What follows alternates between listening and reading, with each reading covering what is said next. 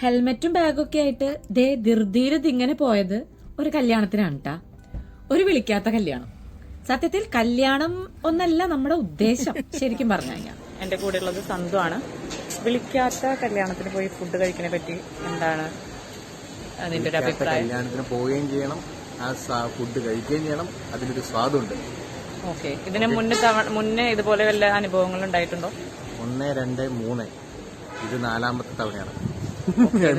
First experience, so I don't know. It's a good experience. You should. Okay, I will.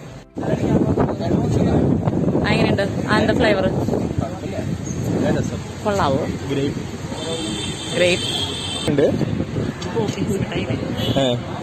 അത് കളിപ്പ് വെച്ചവരുണ്ടല്ലേ? നാണോ ഉണ്ടോ?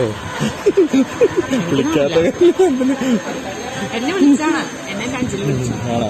അപ്പൊ ഞാൻ എന്നെ വിളിച്ചിട്ടില്ല. നിന്നെ ഞാൻ വിളിച്ചു. തിരക്ക് പറഞ്ഞാൽ നമ്മളെല്ലാവരും നമ്മളെ മാത്രം നോക്കിക്കൊണ്ടിരിക്കും അല്ലേ? തിരക്ക് കൂടുന്ന സമയത്ത് കഴിയും അല്ലേ? അല്ലേ വിഷ്ണു? അതെ, എന്തായാലും നമ്മൾ വിളിക്കാത്ത സ്ഥിതിക്ക് നമ്മൾ വളരെ മാന്യമായിട്ട് എന്തായാലും കഴിക്കണം.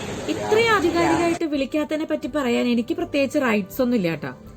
കാരണം ഇതെന്റെ ബെസ്റ്റ് ഫ്രണ്ട് അഞ്ജലിയുടെ ഫ്രണ്ടിന്റെ സിസ്റ്ററുടെ കല്യാണമാണ്. കല്യാണത്തിനൊന്നല്ലേ കല്യാണപ്പെണ്ണിന്റെ ആരാന്ന് നീ അവന്റെ കൂടെ വന്നു എന്ന് സലീം കുമാർ പറഞ്ഞ സെയിം ഡയലോഗ് തന്നെയാണ് ഇവിടെ വരുന്നത്. കാരണം ഈ കല്യാണം എന്നെ വിളിച്ചത് അഞ്ജലിയാ, ഞാൻ സന്തോനെയും വിളിച്ചു. അങ്ങനെ അപ്പൊ വിളിക്കാത്ത കല്യാണത്തിന്റെ ദുരുദ്ദേശം അതായിരുന്നു കേട്ടാ. എന്റെ കോളേജ് ടൈമിൽ ബെസ്റ്റ് ഫ്രണ്ട് ആയിരുന്നു അഞ്ജലി.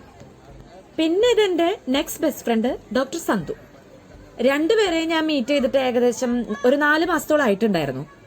കാണാനും സംസാരിക്കാനുള്ള നമ്മളുടെ ആ ഒരു ത്വരയ്ക്ക് പുറമെ നമ്മുടെ ഏത് നിർണായക തീരുമാനങ്ങൾക്കും നല്ല കട്ടയ്ക്ക് നമ്മുടെ കൂടെ നിൽക്കുന്നവരിൽ പ്രധാനമായിട്ടുള്ള 2 വ്യക്തികളാണ് ഇവര്. നമ്മുടെ ലൈഫിനെ ഏറ്റവും അടുത്ത് നിന്ന് കാണുന്ന, നമ്മൾ എന്തിനും താങ്ങി നിർത്തുന്ന, വീണു പോവാൻ സമ്മതിക്കാത്ത ഇവര് എന്റെ വേറൊരു ഫാമിലിയാണ്.